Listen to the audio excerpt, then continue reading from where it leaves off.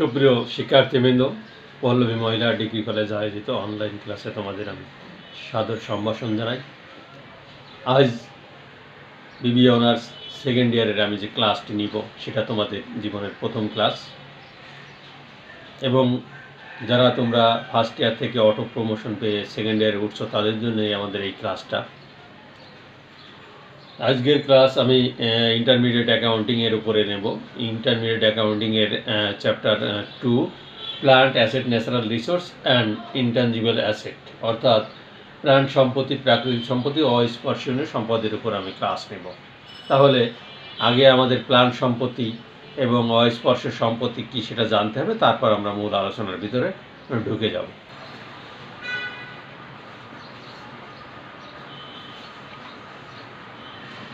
তাহলে প্রথমে আমাদের এই উপস্থাপনার মাধ্যমে আমরা প্ল্যান্ট সম্পত্তি, প্রাকৃতিক সম্পদ ও অস্পর্শ সম্পদ একটু উপস্থাপন করব। ব্যবসা পরিচালনার কাজে সম্পদের প্রয়োজন হয়। আমরা জানি যে ব্যবসা পরিচালনার কাজে সম্পদের প্রয়োজন হয়। আচরণের ভিত্তিতে ব্যবসার সম্পদকে প্রধানত দুই ভাগে ভাগ করা যায়, যেমন চলতি সম্পদ ও স্থায়ী সম্পদ। এক বছরের জন্য ব্যবহার উপযোগী সম্পদকে চলতি সম্পদ বলা হয়, যেমন হাতে নগদ, ব্যাংকে জমা, প্রাপ্য হিসাব, প্রাপ্য নোট ইত্যাদি চলতি সম্পদের উদাহরণ।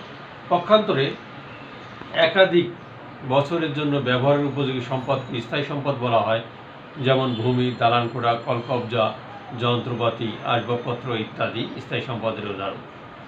স্থায়ী সম্পদের অপর নাম প্ল্যান্ট সম্পদ, অর্থাৎ আমরা এতক্ষণ পরে বুঝলাম যে স্থায়ী সম্পদের অপর নাম প্ল্যান্ট সম্পদ। স্থায়ী সম্পদ প্রাকৃতিক, অপ্রাকৃতিক, অস্পর্শনীয় হতে পারে। ভূমি একটি প্রাকৃতিক সম্পদ, কলকবজা, যন্ত্রপাতি, আসবাবপত্র ইত্যাদি অপ্রাকৃতিক ও রূপান্তরিত সম্পদ।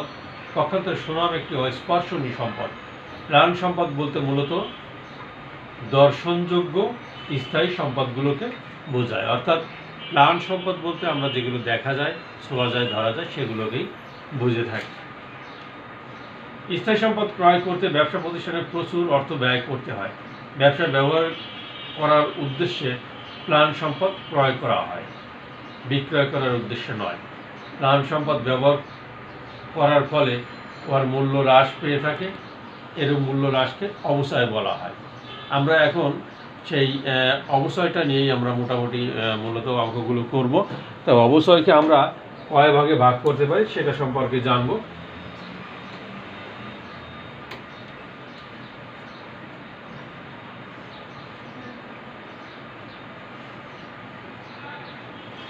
তাহলে আমরা প্ল্যান্ট সম্পদের সংজ্ঞাটা আগে জানি, যে প্ল্যান্ট সম্পদের সংজ্ঞাটা কি।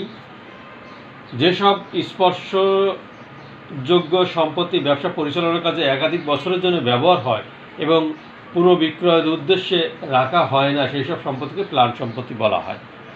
তাহলে বোঝা গেল যেসব স্পর্শনীয় সম্পত্তি ব্যবসা পরিচালনার কাজে একাধিক বছরের জন্য ব্যবহার হয় এবং পুনঃবিক্রয়ের উদ্দেশ্যে ব্যবহার করা হয় না, সেই সব সম্পদকে প্ল্যান্ট সম্পত্তি বলা হয়। আমরা মূলত এই অধ্যায়ের এই অবচয় নিয়েই আলোচনা করব। আমরা অবচয় সম্পর্কে জানব এবং অবচয় কয় প্রকার এবং তার নিয়মকানুনগুলো মোটামুটি জানব, তারপরে আমরা অঙ্ক শুরু করব। তাহলে আমরা প্রথমে আসি অবচয়। অবচয় কী বা অবচয় কাহাকে বলে? আমরা জানি সম্পত্তি ক্রমাগত ব্যবহারের ফলে সম্পত্তির মূল্য প্রতি বছর যে পরিমাণ হ্রাস পায় বা কমে যায় তাহাকে অবচয় বলা হয়। এই অবচয়কে আমরা বিভিন্ন ভাগে ভাগ করতে পারি, সেই ভাগগুলো এখন আমরা দেখাবো। অবচয় ধার্যের বিভিন্ন পদ্ধতি।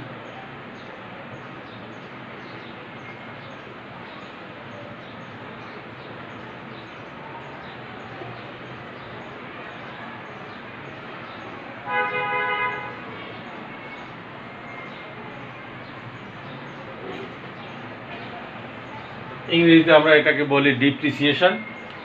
এক নম্বর হচ্ছে স্ট্রেট লাইন মেথড, সরল রৈখিক পদ্ধতি। Straight line method.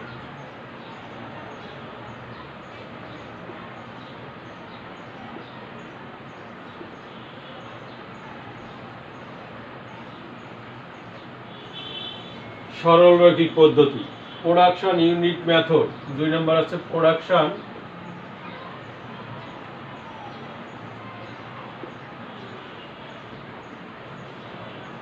Unit method, অর্থাৎ উৎপাদন একক পদ্ধতি।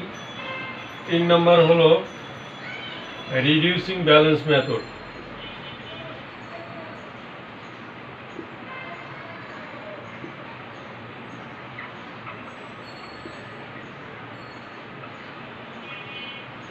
অর্থাৎ ক্রমহ্রাসমান জের পদ্ধতি। 4 নম্বর হলো ডাবল ডিক্লাইন ব্যালেন্স মেথড,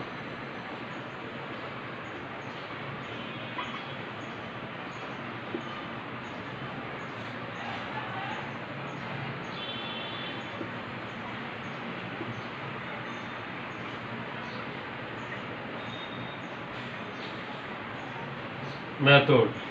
5 নম্বর হচ্ছে সাম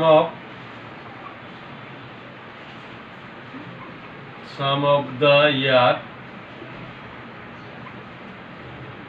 ডিজিট মেথড,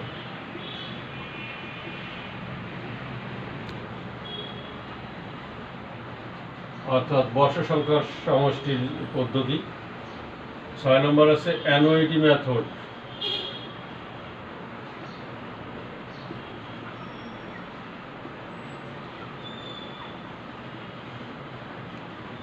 সাত নম্বর হলো সিঙ্কিং ফান্ড মেথড,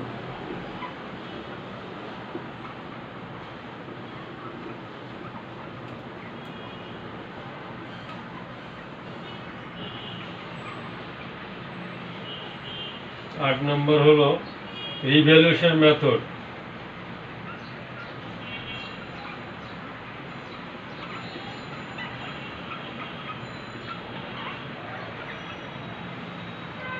অর্থাৎ পুনর্মূল্যায়ন পদ্ধতি।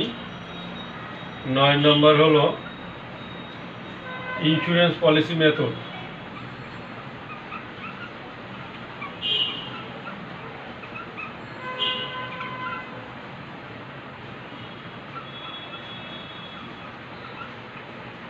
অর্থাৎ বীমা একক পদ্ধতি। 10 নম্বর হলো ডিপ্লেশন ইউনিট মেথড,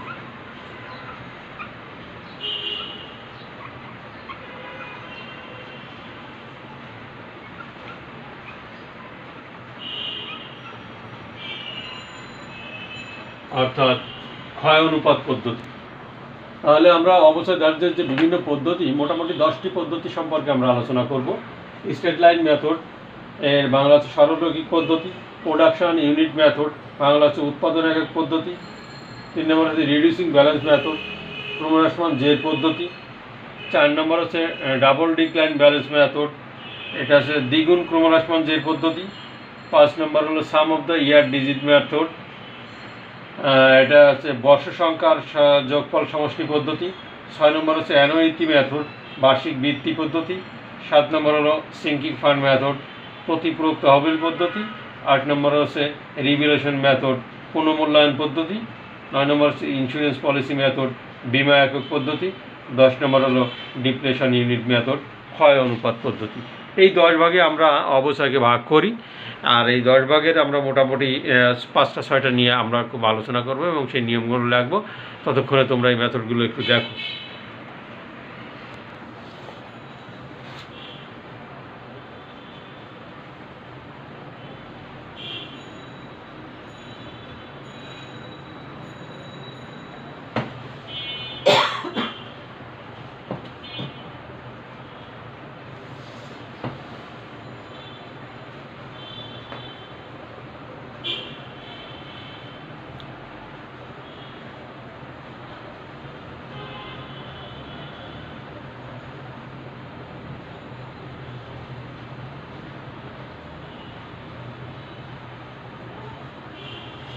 তাহলে আমরা এখন আলোচনা করব প্রতিটা ধরে ধরে যে স্ট্রেট লাইন মেথড কী এবং এর সূত্রগুলো কী সেটা নিয়ে আমরা এখন আলোচনা করব।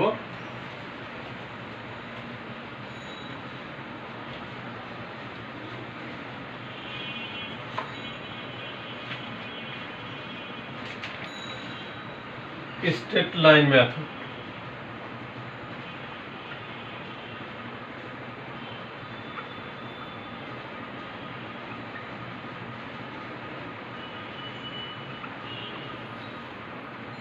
অর্থাৎ সরলরৈখিক পদ্ধতি, যে পদ্ধতিতে স্থায়ী সম্পত্তির প্রাথমিক মূল্যের উপর লিখে দিই আমি, যে পদ্ধতিতে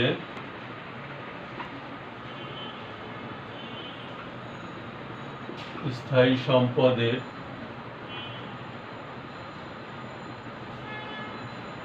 প্রাথমিক মূল্যের উপর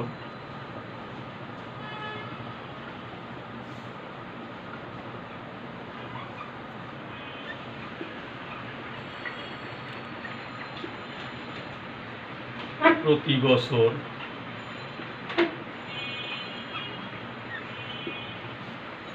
একই রকম অবস্থা হয়,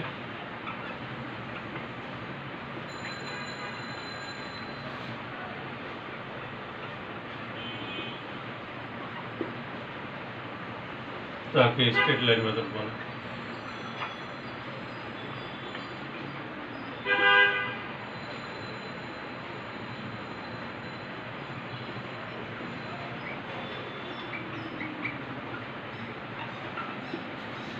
তাহলে আমরা বলতে পারি যে যে পদ্ধতিতে স্থায়ী সম্পদের প্রাথমিক মূল্যের উপরে প্রতি বছর একই রকম অবস্থায় হয় তাকে স্ট্রেট লাইন মেথড বা সরলরৈখিক পদ্ধতি বলি। আমরা এই স্ট্রেট লাইন মেথডের ফর্মুলা আছে, অ্যানুয়াল ডিপ্রিসিয়েশনটা আমরা কীভাবে বের করব, সেই ডিপ্রিসিয়েশনটা নিয়মটা আগে জানবো। যে অ্যানুয়াল ডিপ্রিসিয়েশন ফর্মুলা, এখানে আমরা যদি লিখি ফর্মুলা,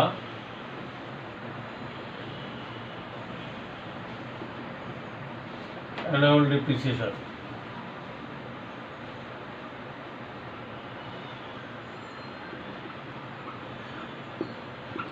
annual depreciation সমান সমান total asset value minus salvage value, total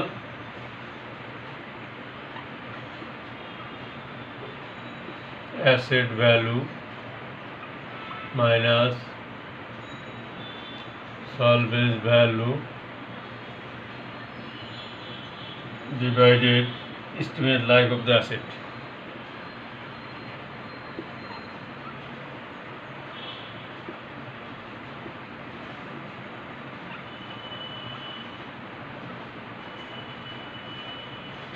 total asset value minus salvage value divided estimated life of the asset, এটা গেল আমার একটা। আর এই রেটটা আমরা বের করবো কিভাবে, rate of depreciation, rate of depreciation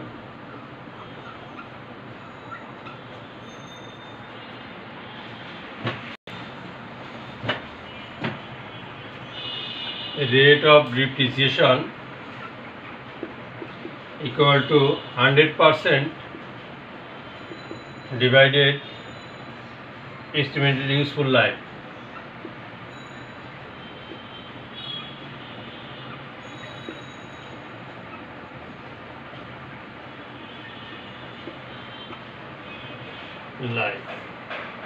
Rate of depreciation, yearly depreciation আমরা কিভাবে বের করব সেটা আমরা আগেই অ্যানুয়াল ডিপ্রিসিয়েশন বের করেছি। তাহলে প্রথমে আমাদের স্ট্রেট লাইন মেথডটা কাকে বলে, যে পদ্ধতিতে স্থায়ী সম্পদের প্রাথমিক মূল্যের উপরে প্রতি বছর একই রকম অবস্থায় হয় তাকে স্ট্রেট লাইন মেথড বলে। ফর্মুলা হবে অ্যানুয়াল ডিপ্রিসিয়েশনটা আমার আগে বের করে নিতে হবে। ফর্মুলা অ্যানুয়াল ডিপ্রিসিয়েশনের ফর্মুলা হচ্ছে total asset value minus salvage value divided estimated life of the asset. Rate of depreciation কীভাবে বের করবো, 100% বা 100% divided estimated life of useful life. ভালো করে দেখো,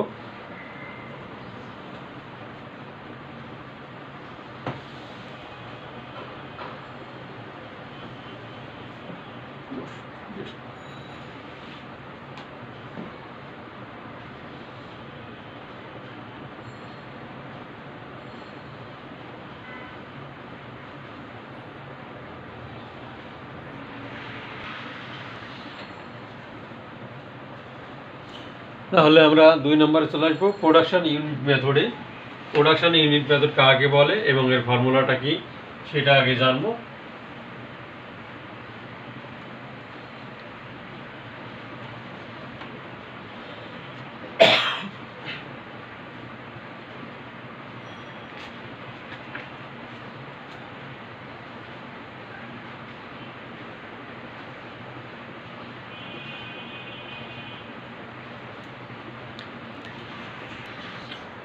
প্রোডাকশন ইউনিট মেথডটা হচ্ছে যে পদ্ধতিতে কোনো একটি সম্পত্তির কার্যকাল কার্যকর আয়ুষ্কাল মোট কত পরিমাণ উৎপাদন হতে পারে, তার একটি আনুমানিক উৎপাদন পরিমাণ স্থির করা হয়, তাকে প্রোডাকশন পদ্ধতি বলে। অর্থাৎ যে পদ্ধতিতে কোনো একটি সম্পত্তির কার্যকর আয়ুষ্কাল মোট কত পরিমাণ উৎপাদন হতে পারে তার একটি আনুমানিক উৎপাদন পরিমাণ স্থির করা হয়, করাকেই প্রোডাকশন ইউনিট মেথড বলে।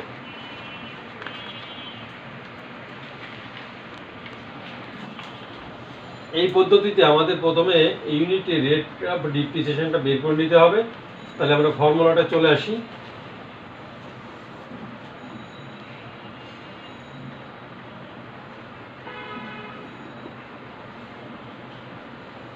Unit rate of depreciation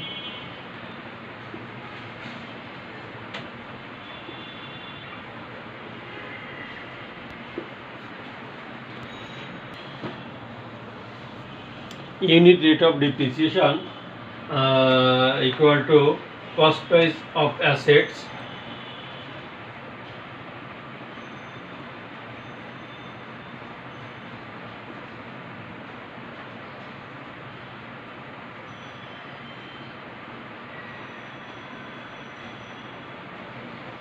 minus salvage value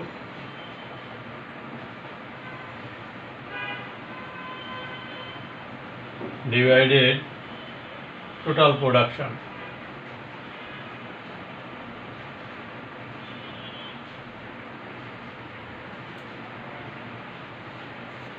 Cost price of assets minus salvage value divided total production. আমরা কস্ট প্রাইস অফ অ্যাসেটকে সলভেজ ভ্যালু আমরা যদি মাইনাস করে দিই এবং সেটাকে যদি আমরা টোটাল প্রোডাকশন দিয়ে ভাগ করি তাহলেই ইউনিট রেট অফ ডিপ্রিসিয়েশনটা পেয়ে যাব। আর অ্যানুয়াল ডিপ্রিসিয়েশন সূত্রটা আমরা এখানে লিখব।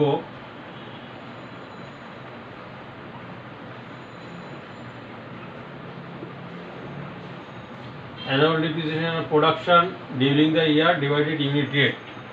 প্রোডাকশন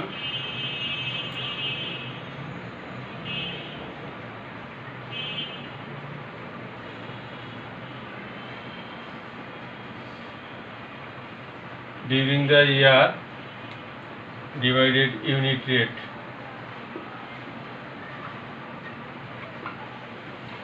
Annual depreciation সূত্রটা production during the year divided unit rate.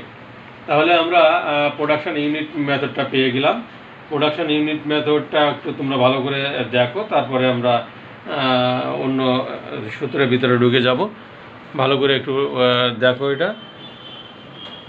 Unit rate of depreciation আগে বের করবো, তারপরে আমরা অ্যানুয়াল ডিপ্রিসিয়েশনটা বের করে নেব।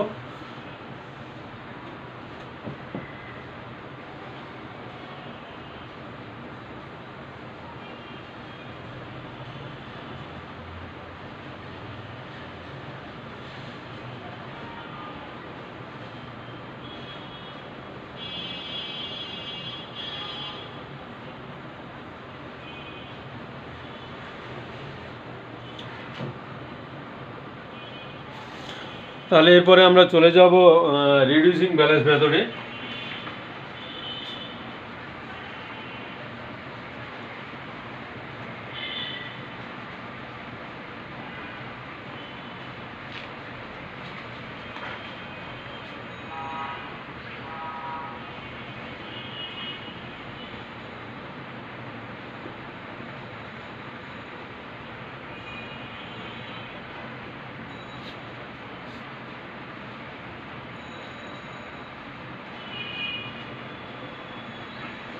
রিডিউসিং ব্যালেন্স মেথডটা কাকে বলে আগে সেটা জানতে হবে। যে পদ্ধতিতে সম্পত্তির হ্রাসপ্রাপ্ত মূল্যের উপরে প্রতি বছর শতকরা একটা নির্দিষ্ট হারে অবচয় ধার্য করা হয় তাকে রিডিউসিং ব্যালেন্স মেথড বলে। সম্পত্তির হ্রাসকৃত মূল্য বা হিসাব মূল্য হলো সম্পত্তির প্রাথমিক মূল্য থেকে সম্পত্তির উপর ওই নির্দিষ্ট বছরের আগের বছরের গুলোর অবচয় বাদ দিয়ে অবচয় ধার্য করা হয়। অর্থাৎ যে পদ্ধতিতে প্রতি বছর অবচয়ের পরিমাণ আস্তে আস্তে কমে যায় সেটাকে বলা হচ্ছে রিডিউসিং ব্যালেন্স মেথড। এই পদ্ধতিতে প্রথমে আমরা রেটটা বের করব, তারপরে আমরা ডিপ্রিসিয়েশনটা বের করব। Rate of depreciation equal to cost price of assets minus salvage value divided total production. Rate of depreciation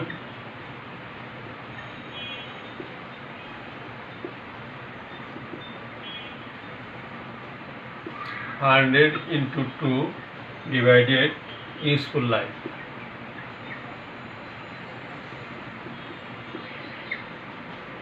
প্রথমে আমরা রেটটা বের করবো, এখানে একটা পার্সেন্টেজ বেরোবে, তারপর আমরা সেই পার্সেন্টেজ ধরে প্রতি বছর অবসরের পরিমাণটা নির্ণয় করব, অর্থাৎ প্রতি বছরে অবসরের পরিমাণটা এখানে কমে যাবে। সেটাই হচ্ছে আমার রিডিউসিং ব্যালেন্স মেথড। এরপরে আমরা চলে আসবো ডাবল ডিক্লাইন ব্যালেন্স মেথডে। Double decline balance method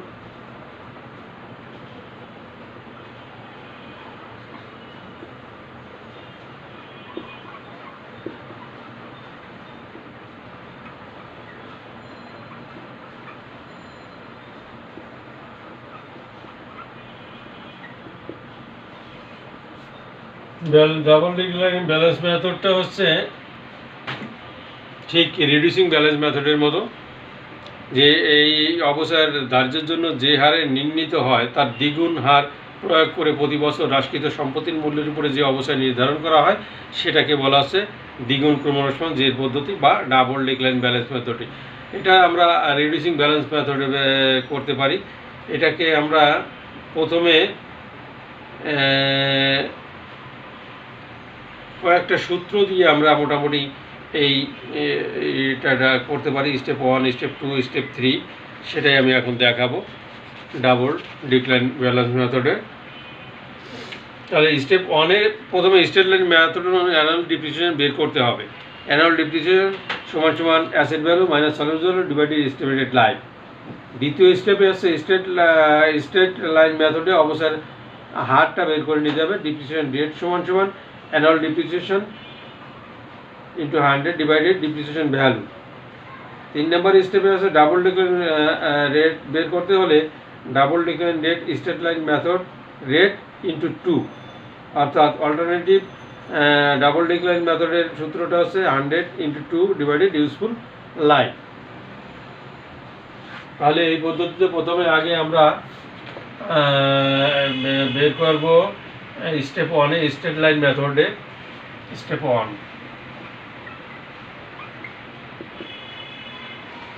step 1-এর ভিতরে স্ট্রেট লাইন মেথডে অ্যানুয়াল ডিভিশন বের করতে হবে। স্ট্রেট লাইন মেথডে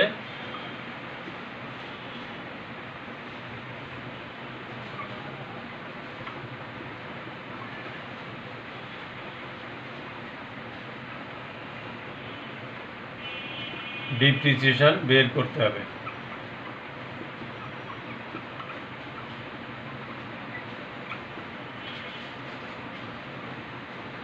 annual depreciation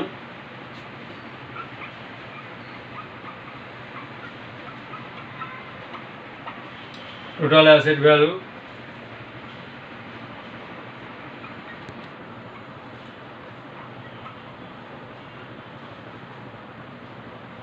minus service value estimated life. এটা গেল আমার স্টেপ 1-এর কাজ। এবার স্টেপ 2-এর কাজ হবে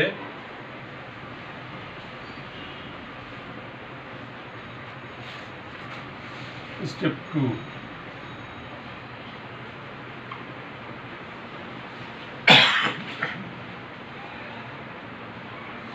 স্ট্রেট লাইন মেথডে অবশ্যই বের করতে হবে, ডিপ্রিসিয়েশন রেটটা বের করে নিতে হবে। ডিপ্রিসিয়েশন রেট বের করে নিতে হবে।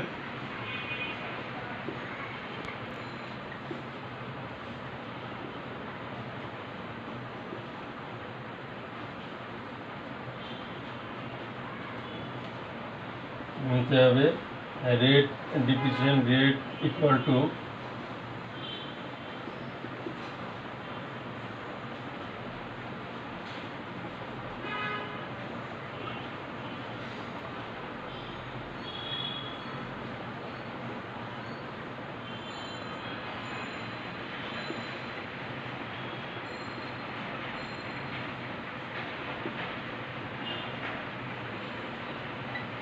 লাইফ।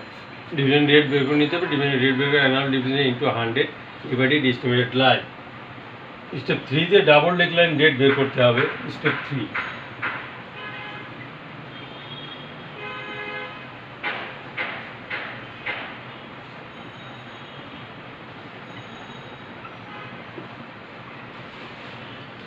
ডাবল লাইন রেট বের করতে হবে।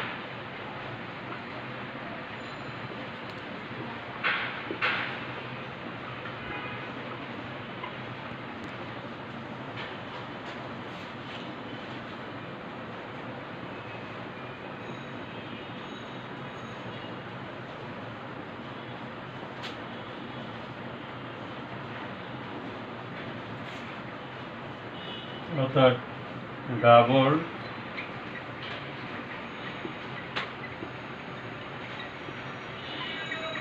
রেট সমান সমান স্ট্রেট লাইন রেট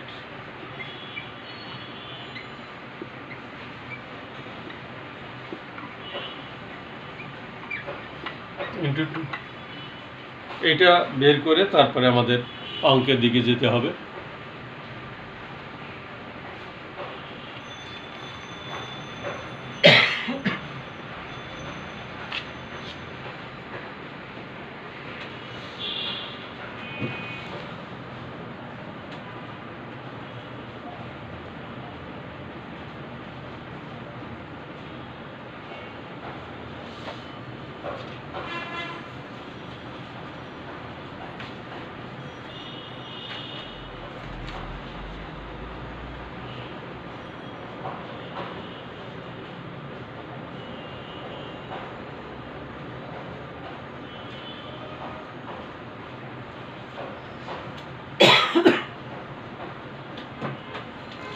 আমরা এরপরে sum of the year digit মেথডে চলে যাব।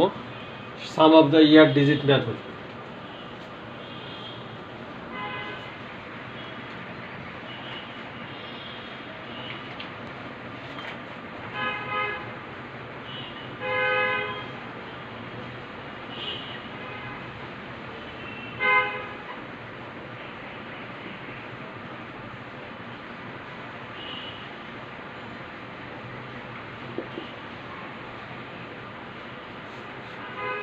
Sum of the year digit মেথডটা কাকে বলে? যে সম্পত্তি হতে প্রথম দিকে বেশি সুবিধা পাওয়া যাবে এবং প্রথম দিকে বেশি অবচয় ধরে শেষের দিকে অবচয় কমতে থাকে তাকে sum of the year digit method বলে। যেসব সম্পত্তি দ্রুত অকেজো হওয়ার সম্ভাবনা থাকে সেই সব সম্পত্তির ক্ষেত্রে এই পদ্ধতি অনুসরণ করা হয়। অর্থাৎ দ্রুত যেসব সম্পত্তি অকেজো হয়ে যায় সেই ক্ষেত্রে আমরা এই সাম অফ দ্য ইয়ার ডিজিট মেথডটা ব্যবহার করব। এর ফর্মুলাটা আমাদের ফর্মুলা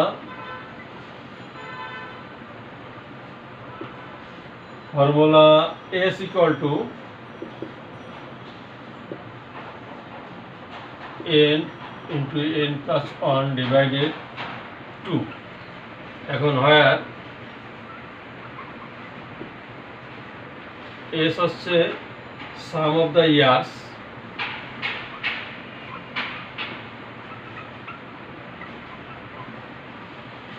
n হচ্ছে number of the years,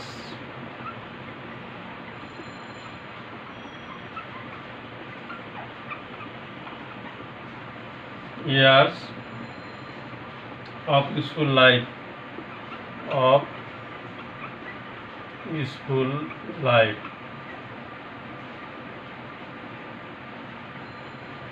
of asset।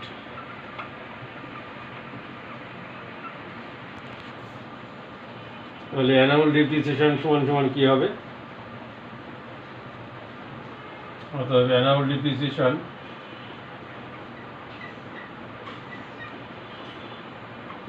সমান সমান cost of the asset,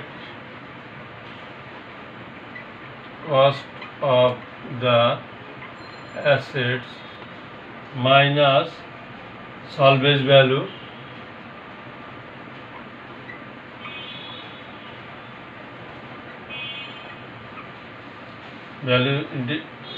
into remaining life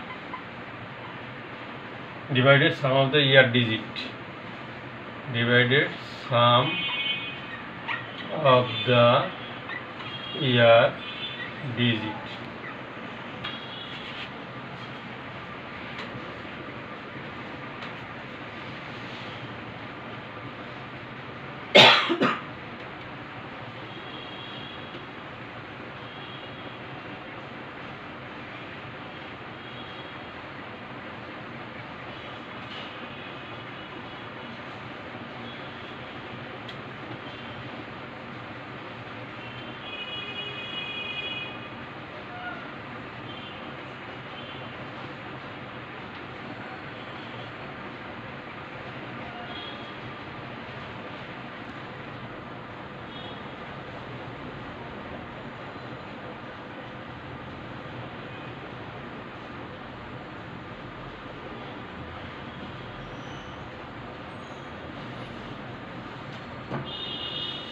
প্রিয় স্টুডেন্ট, তোমরা অনার্সে প্রথম তোমরা উঠেছো, তাই তোমাদের কঠিন কোনো চ্যাপ্টারের ভিতর না যে একটা ইজি চ্যাপ্টারের ভিতরে গিয়ে বোঝানোর চেষ্টা করেছি। যদিও তোমরা এই চ্যাপ্টারটা ইন্টারমিডিয়েটে অনেকবার করেছো, তারপরেও তোমাদের সেখানে বাংলা ছিল, তাই এখানে ইংলিশে মোটামুটি আমরা অ্যান্সার করব এবং ইংলিশে সমস্ত অঙ্কগুলো করব। সেই অনুযায়ী নিয়মগুলো আমরা ইংলিশে লিখে দিলাম।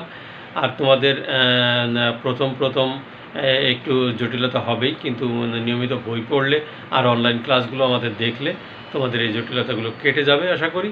আর ম্যাথটা খুব কঠিন কিছু না, আসলে এটা সহজ।